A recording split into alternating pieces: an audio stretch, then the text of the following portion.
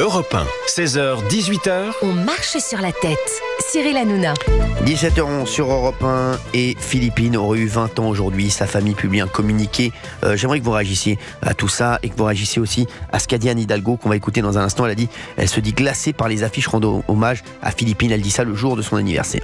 Je vais revenir sur le communiqué publié par la famille de Philippine.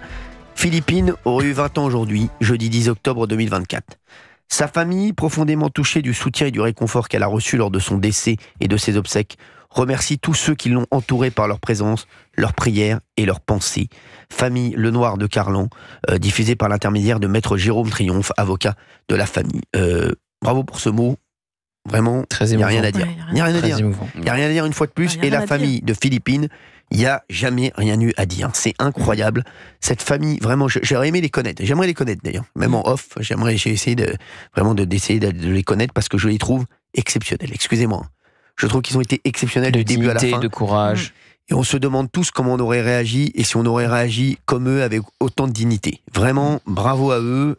On le rappelle le 21 septembre dernier. Vous vous rendez compte ou pas ? 21 septembre dernier. On se rend pas compte. Mais c'est ça. Et vous vous rendez compte, on est déjà... c'est déjà loin. Et c'est ça qui est grave. C'est très grave de dire ça. Bien sûr. Le 21 septembre dernier, le corps de Philippine, une étudiante de 19 ans, elle n'est pas encore 20 ans puisque c'est aujourd'hui son anniversaire, a été retrouvée enterrée au bois de Boulogne. Une enquête a été ouverte et un suspect a été interpellé en Suisse, Taha, un ressortissant marocain de 22 ans qui était pourtant sous OQTF. On a des infos là-dessus et apparemment, ça aurait été aujourd'hui aussi, ou la semaine prochaine, Gauthier Lebray qui aurait eu le bon de sortie. Oui, vous voulez dire pour revenir de Suisse, pour être extradé en France. Oui. Les autorités françaises ont fait évidemment une demande d'extradition et cette demande est arrivée en Suisse et donc il devrait être rapatrié en France assez rapidement pour être jugé évidemment. Alors, Anne Hidalgo, elle a fait une sortie aujourd'hui incroyable. C'était en début de semaine, exactement, au Conseil de Paris. Exactement, au Conseil de Paris où elle a enchaîné les inepties. D'ailleurs, Rachida Dati lui est rentrée dedans fortement. Elle a pris la parole et regardez ce qu'a dit Anne Hidalgo. Elle se dit glacée par les affiches à l'effigie de la victime. Écoutez. Il y a dans le débat public et dans le débat médiatique une tentative de confusion, comme si tous les agresseurs notamment de féminicide étaient des personnes en OQTF. J'en veux pour preuve une campagne de communication et d'affichage qui m'a vraiment glacée sur les murs de notre capitale avec ce dessin du portrait de Philippine et des propos d'un racisme avéré, très inquiétant, qu'on ne peut pas accepter non plus, tant cet amalgame n'est pas acceptable. Ce qu'on ne peut pas accepter, c'est d'entendre ça sur Europe 1, excusez-moi. J'aimerais vraiment que vous réagissiez 01 80 20 39 21. Dites-nous ce que vous pensez de ce qu'a dit Anne Hidalgo. Il faut quand même dire, pour que nos auditeurs réagissent, ce qui était écrit sur cette affiche, qui serait du racisme selon Anne Hidalgo. Il était mis sur ces affiches, Philippine, tuée par un clandestin marocain sous OQTF, multirécidiviste.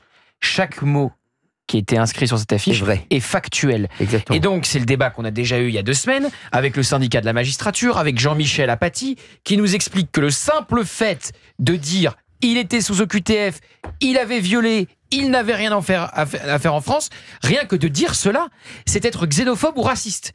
Et donc, ce qui glace... ça a glacé Anne Hidalgo. Ça. Oui, ce qui glace le sang d'Anne Hidalgo. De dire, donc un OQTF, multirécidiviste, donc qui n'avait rien à faire sur le territoire français, et qui a... Ça, c'était même pas mis sur l'affiche.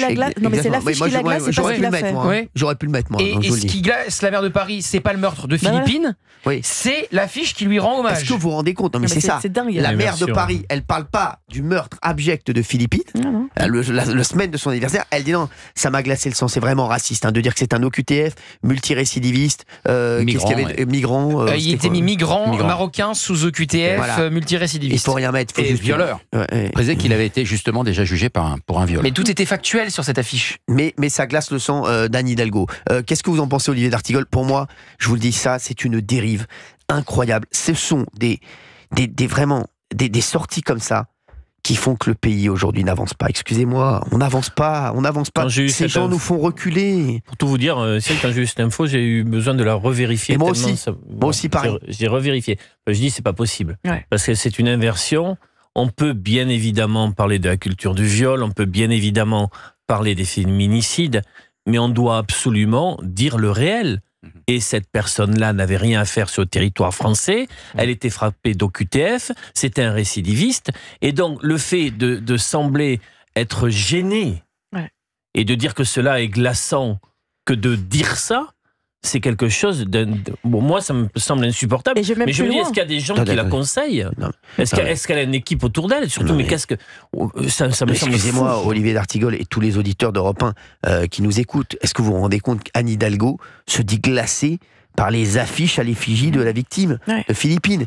Parce qu'on a dit que c'était un OQTF multirécidiviste marocain. Vous savez, ce qui va encore plus loin, pardon, mais c'est de dire qu'en disant cela, on est raciste. Oui. C'est très grave. Ça veut dire que si on dit le réel, eh bien une édile nous dit vous êtes. Le fait de dire le réel, c'est raciste. Si je peux me permettre, je pense qu'elle nous visait aussi. Excusez-moi, elle nous visait. Elle nous visait, elle nous visait avant. Non, mais je pense 99% de la population doit penser comme nous. Oui, mais elle nous visait aussi parce que je pense qu'elle visait, elle visait les médias qui ont dit que c'était inadmissible d'avoir enlevé ces affiches et qui précisaient à chaque fois que c'était un OQTF marocain qui n'avait rien à faire sur le territoire français. Je pense qu'elle nous visait un peu. Est-ce que je peux vous donner 2-3 infos? Parce que Anne Hidalgo, au lieu de dire cela, elle devrait se soucier de la sécurité au Bois de Boulogne, Bois de Vincennes et Champ de Mars. Et sachez que depuis plusieurs années, Rachida Dati demande 2 antennes de police dédiées. Une police municipale armée 24 heures sur 24 et 7 jours sur 7 au Bois de Boulogne, Bois de Vincennes et Champ de Mars, et elle refuse à chaque fois Anne Hidalgo. Donc il y a une vraie insécurité dans ces bois. On l'a vu, il y a une autre femme qui a été agressée il y a quelques jours au Bois de Boulogne, et elle refuse de mettre une police municipale, une présence de police municipale, et elle refuse même d'armer sa police municipale. Elle est glacée Anne Hidalgo, et donc elle peut pas. Réagissez là-dessus, 01 80 20 39 21. Anne Hidalgo glacée parce qu'on a mis des affiches à l'effigie de Philippines où on précise que le présumé, on est obligé de dire présumé. Oui. On est obligé de le dire. Le principal suspect, voilà. Exactement, c'est incroyable. Principal suspect. Ça aussi. Il y a son ADN sur le corps de Philippines. Ça aussi, ça fait partie des choses qui me rendent fou. Mais bon, il faut le dire, c'est comme ça, principal suspect. Voilà, il est marocain, OQTF, multirécidiviste. Ça, c'est être raciste. Et qui n'avait rien à faire sur le territoire français, et qui n'avait rien à faire dans ce Bois de Boulogne, et qui n'avait rien à faire en liberté, et qui n'avait rien à faire en France. Donc il avait rien à faire nulle part, lui, mais il était là. Donc voilà. Oui, Fabien Lecoeuvre. Oui, ce qui est important, c'est qu'on constate chaque jour que tous ces politiques idéologues, qu'on soit maire de Grenoble, maire de Bordeaux, maire de Paris, en fait, ils se heurtent aujourd'hui au mur de la réalité. Je pense qu'ils sont devant le fait accompli, ils peuvent plus, leur idée ne colle plus. Et ils ne veulent pas l'avouer. Et le peuple s'en rend compte.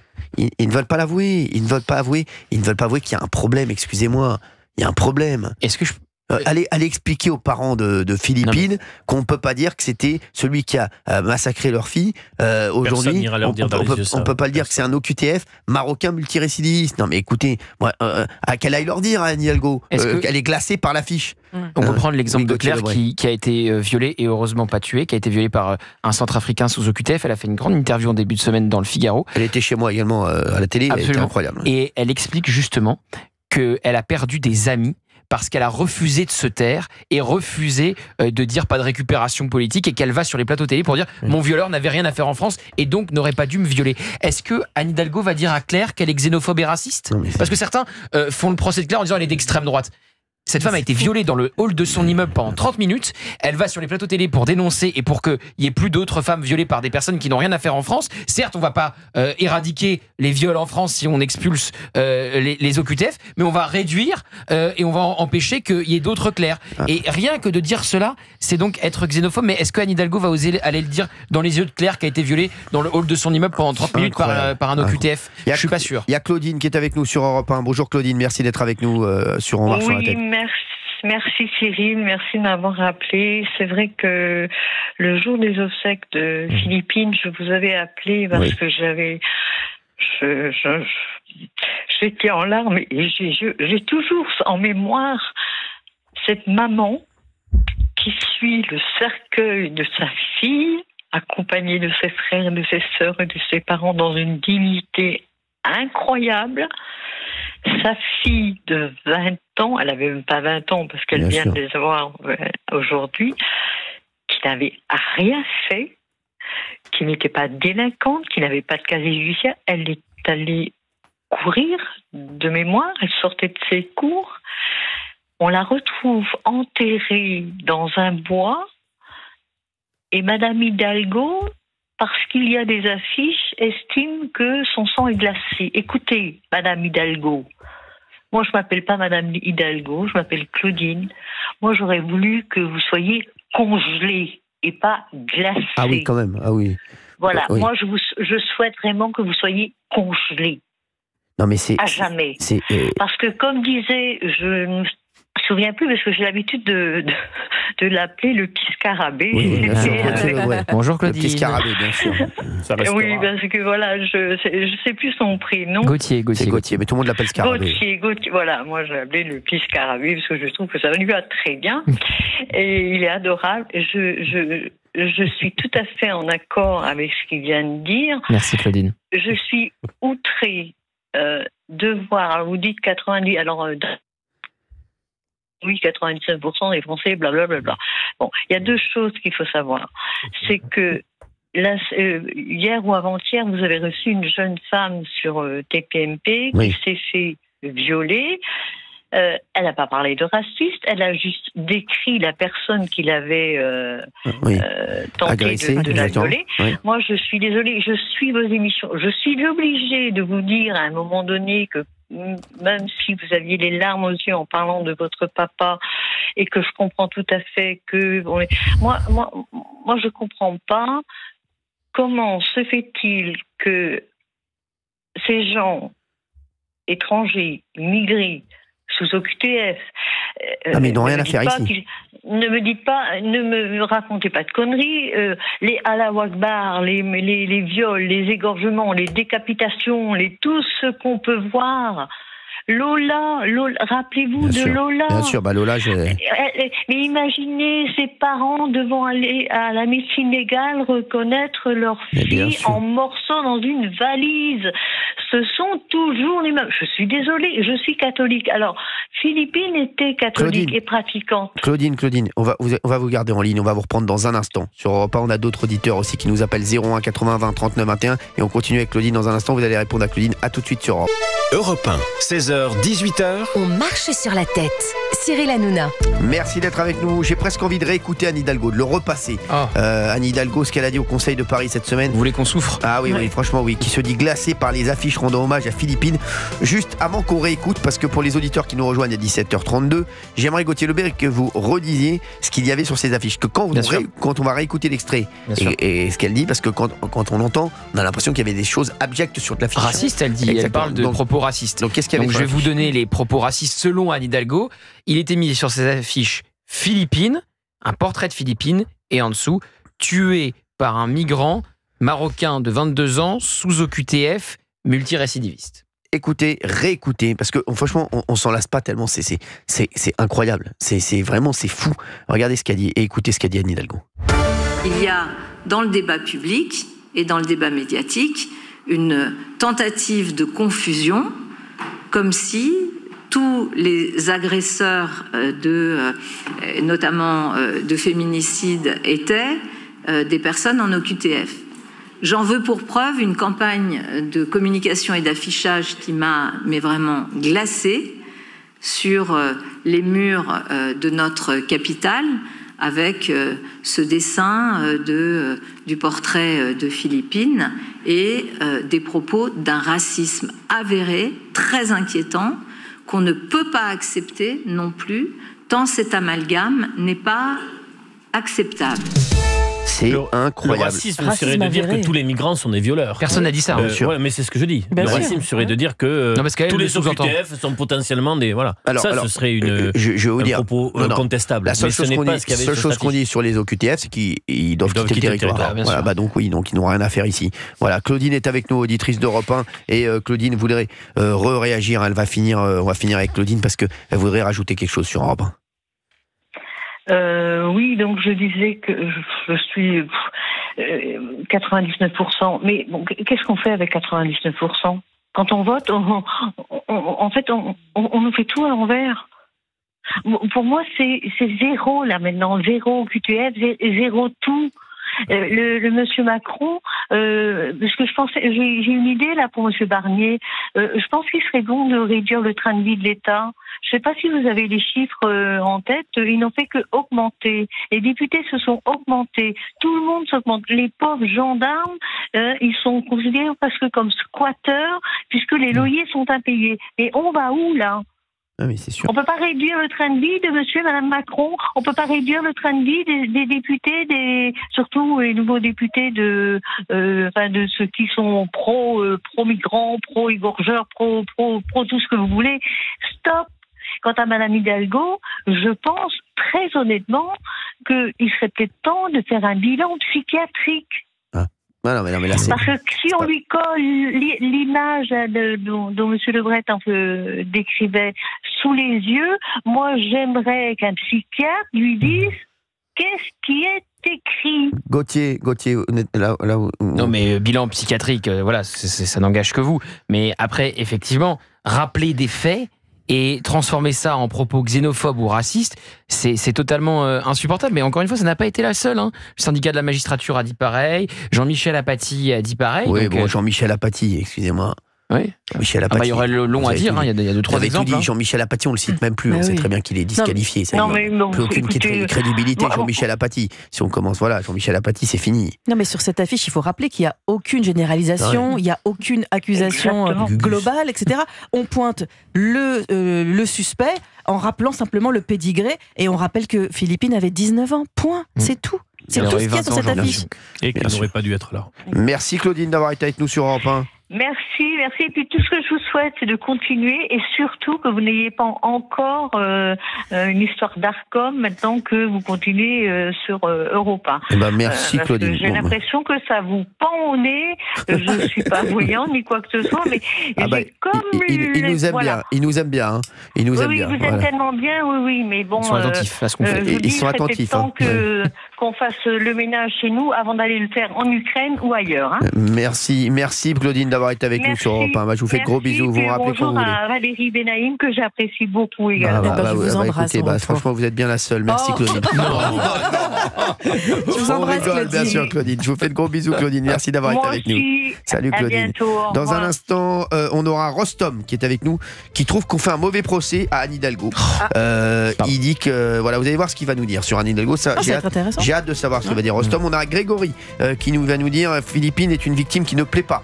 Grégory, on va en parler dans un instant avec lui sur Europe 1, bien entendu. Il y a Jean-Pierre aussi qui sera là et qui va nous parler de Philippine. Et vous allez voir, lui, c'est vraiment, voilà, c'est qui va nous dire qu'il a peur pour sa famille et peur pour sa petite fille. 01 80 20 39 21, vous nous appelez sur Europe 1, on vous attend et on parle de tout ça. Et n'oubliez pas qu'Anne Hidalgo est glacée. A tout de suite sur Europe 1. Europe 1, 16h, 18h. On marche sur la tête. Cyril Hanouna.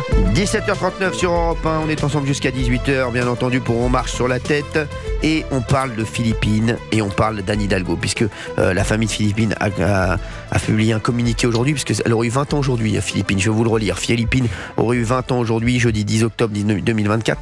Sa famille, profondément touchée du soutien et du réconfort qu'elle a reçu lors de son décès et de ses obsèques, remercie tous ceux qui l'ont entourée par leur présence, leur prière et leurs pensées. Avec une très belle photo. Exactement. Et Anne Hidalgo, elle se dit glacée par les affiches donc à l'effigie de Philippine. Alors on a Rostom qui est avec nous sur Europe 1. Vous pouvez réagir encore 01 80 20 39 21. Il vous reste 20 minutes bien sûr pour être avec nous et pour réagir à l'antenne d'Europe 1. Rostom, lui, trouve qu'on fait un mauvais procès à Anne Hidalgo. Il va nous dire pourquoi. Bonjour Rostom. Bonjour. Merci d'être avec nous Rostom. Vous nous appelez d'où? Je vous en prie. De Lyon, la région lyonnaise. Lyon, bien entendu. Vous faites quoi dans la vie, Rostom? Je suis infirmier. Infirmier, merci, bravo à vous en tout cas. Franchement, infirmier, là, je peux que m'incliner et dire bravo. Heureusement que vous êtes là, Rostom, merci. Et continuez, vous embrassez tous vos collègues, franchement, bravo pour ce que vous faites. Ça sera transmis. Heureusement, on a besoin de vous, nous lâchez pas, Rostom, parce que je sais qu'il y a merci beaucoup. Rostom, vous trouvez que c'est un mauvais procès fait à Anne Hidalgo? Est-ce que vous pouvez nous dire pourquoi? Oui, alors déjà, j'adresse tout mon soutien à la famille de Philippine, bien entendu. Merci à vous. Qu'on soit clair là-dessus. Moi, je trouve que c'est un petit mauvais procès parce qu'effectivement, j'ai entendu du coup le discours d'Anne Hidalgo. Oui. Et en fait, ce qu'elle trouve dérangeant, c'est qu'elle trouve qu'il y a un caractère raciste dans ces affiches. À aucun moment elle dénigre, soit à mon sens, aucun moment elle dénigre que ce soit Philippine ou sa famille, elle dénigre juste le fait que dans ces affiches, on stipule une origine, on stipule une ethnie, et on stipule potentiellement des personnes qui sont en OQTF. Alors Rostom, si je peux me permettre, déjà Anne Hidalgo, je trouve que le timing, la semaine de l'anniversaire de Philippine, excusez-moi, mais le timing est extrêmement mauvais. Elle doit dire là pour l'instant, moi je suis glacé par la mort de Philippine. Et deux, si je peux me permettre, moi ça m'intéresse de savoir qui est le meurtrier présumé de Philippine, et préciser que c'est un OQTF, c'est un OQTF qui n'avait rien à voir en France. Il n'avait rien à faire en France. Mais en attendant, il y a une justice, que je sache, ça ne s'est pas encore faite, pour commencer. De deux, il n'y a pas uniquement les partis de gauche qui s'approprient l'histoire de Philippines. Je pense qu'il y a aussi d'autres partis, même qui apportent leur soutien, mais quelque part, même apporter son soutien, c'est aussi s'approprier quelque part cette histoire. Je le pense comme ça. Voilà. Après, effectivement, il y a des personnes qui, éventuellement, penseraient que ces affiches seraient potentiellement racistes, qu'on pourrait éventuellement apparenter quelque part à l'extrême gauche, ce que je veux bien entendre. Pour autant, moi, je trouve que les propos qu'elle a tenus, peut-être qu'ils ne sont pas opportuns de les dire maintenant. Après, je n'y vois pas non plus quelque chose d'extrêmement choquant. Alors, parce que alors justement, moi, je vais m'arrêter sur une chose. Vous, Rostom, et je vais demander à Gauthier Lebret aussi son avis, vous trouvez raciste qu'on précise sur une affiche que c'était un OQTF marocain qui n'avait rien à faire sur le territoire. C'est ça qui était précisé. Et multirécidiviste. Oui, donc son curriculum vitae, en fait. Ce que veulent dire les gens qui mettent les affiches, c'est que c'est un meurtre qui aurait pu être évité. C'est ça, en fait, on va pas se mentir. Mais totalement. Mais ça, sur le débat des OQTF, je suis d'accord avec l'opinion publique de dire qu'effectivement, les OQTF, dès le moment où il y a une décision de justice, ils doivent être expulsés. Ça, dessus, il n'y a pas de souci. Mais après, vous m'excuserez de dire que quand il y a des crimes en France, des faits divers, de crimes, de viols, de ce que vous voulez, quand c'est un Français, ou quand c'est excusez-moi du terme, je vais être un peu cru, mais quand c'est une personne d'ethnie, en parenthèse, blanche qui le fait, on ne dit pas qu'il est français, on ne dit pas qu'il est ukrainien, on ne dit pas qu'il est polonais, on ne dit pas qu'il est roumain. Par contre, quand c'est une ethnie qui est plutôt africaine ou plutôt connotée Moyen-Orient, là précisément, on dit qu'il est marocain, qu'il est algérien, qu'il est arabe, qu'il est ci, qu'il est ça. Alors, moi, c'est là où je trouve le paroxysme un peu raciste quand même. Alors, qu'est-ce que vous répondez à Rostom, qu'un Gauthier Lebret sur ça? C'est pas du tout une question de couleur de peau, c'est une question de statut d'OQTF, en fait. D'OQTF.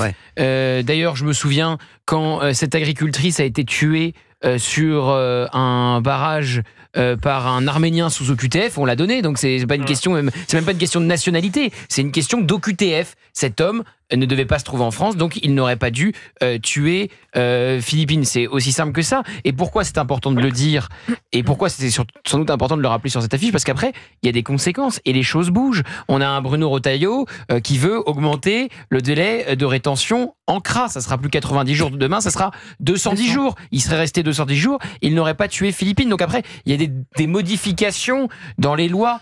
Donc c'est pour ça que c'est important d'avoir ces débats-là, pour qu'il n'y ait plus demain de nouvelles Philippines. C'est aussi simple que ça. Après, ce qu'il faut avouer, c'est que d'un côté de l'échiquier politique comme de l'autre, il y a une tendance à choisir ses victimes. Ça, c'est sûr. Bien sûr, ça existe. Alors qu'on devrait tous réagir, quelles que soient nos sensibilités politiques, à tous les faits qui sont horribles. Ça, je suis d'accord. Et Rostom doit être d'accord avec nous là-dessus. Ça, c'est très vrai. Merci, Rostom, d'avoir été avec nous. Juste pour conclure, sur le débat de l'OQTF, sur le débat d'OQTF, je suis totalement d'accord avec ce qui vient d'être dit. Par contre, pourquoi préciser systématiquement qu'il est marocain? Quel intérêt ça a de savoir qu'il est marocain? Parce que c'est un OQTF marocain. Ça aurait pu être un russe.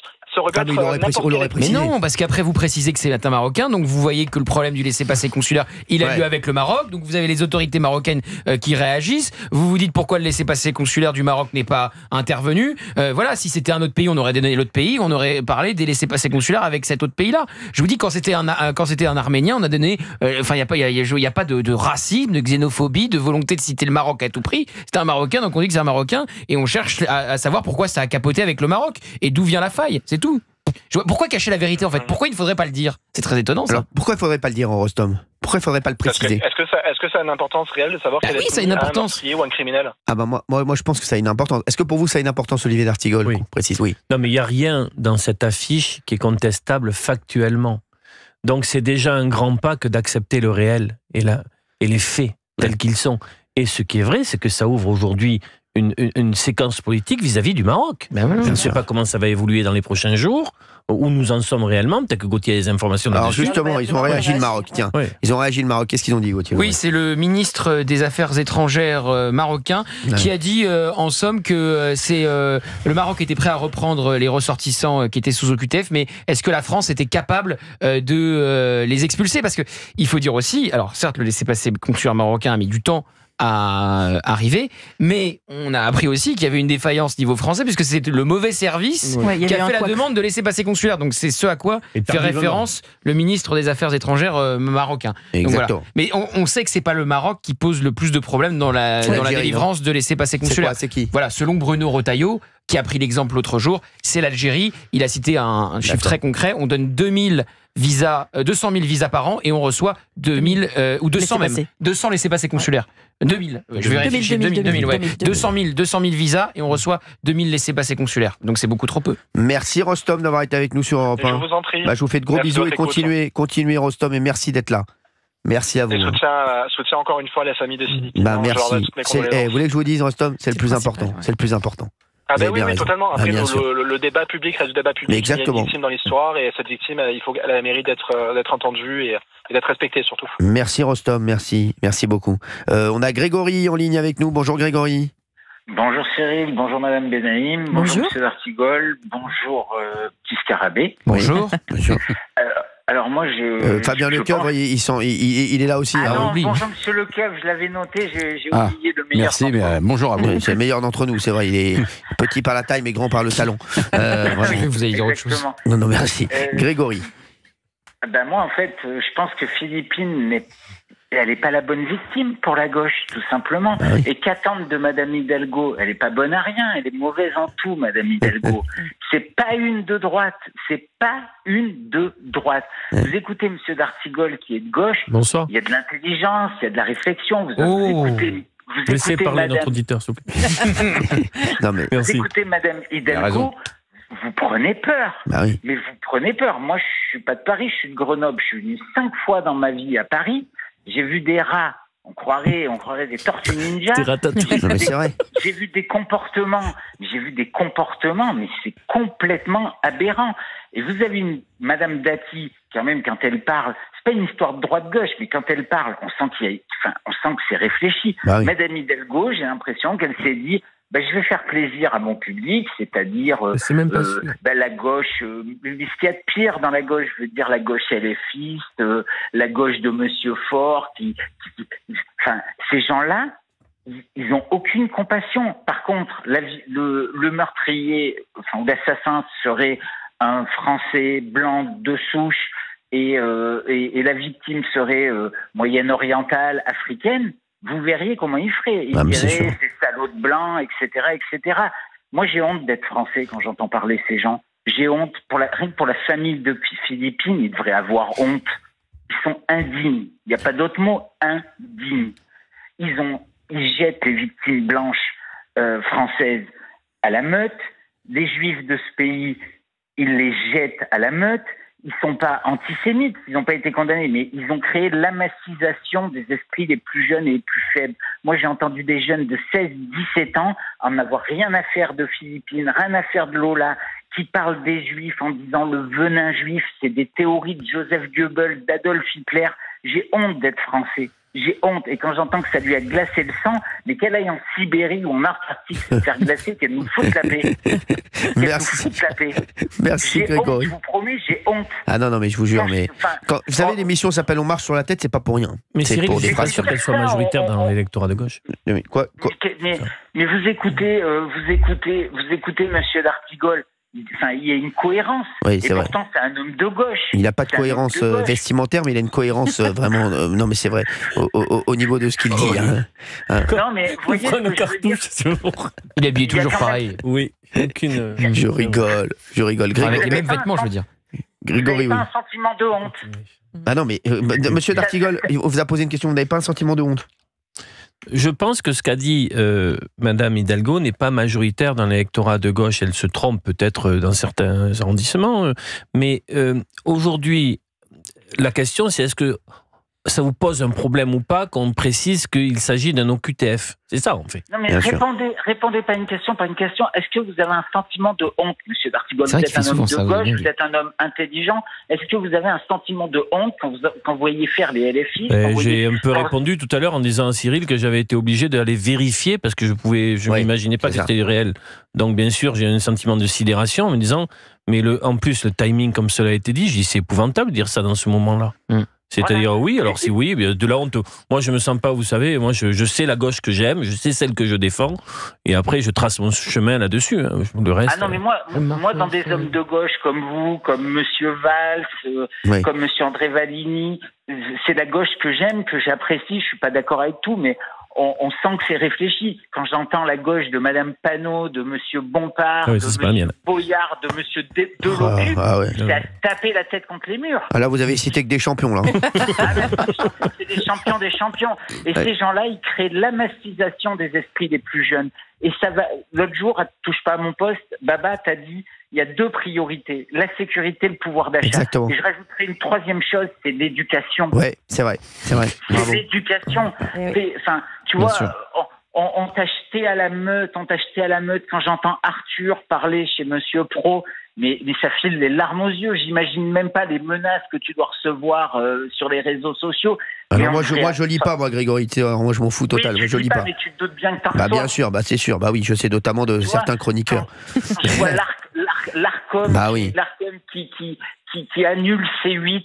Mais ces gens-là, mais ils n'ont pas honte. Il y a 400 personnes qui vont se retrouver au chômage. Et des gens comme moi, Grégory, qui sont un peu seuls dans leur vie et qui regardent Touche pas à mon merci, Grégory. Grégory, je vous fais de gros bisous parce qu'on y reste 5 secondes. Grégory qui est avec nous, merci à tous.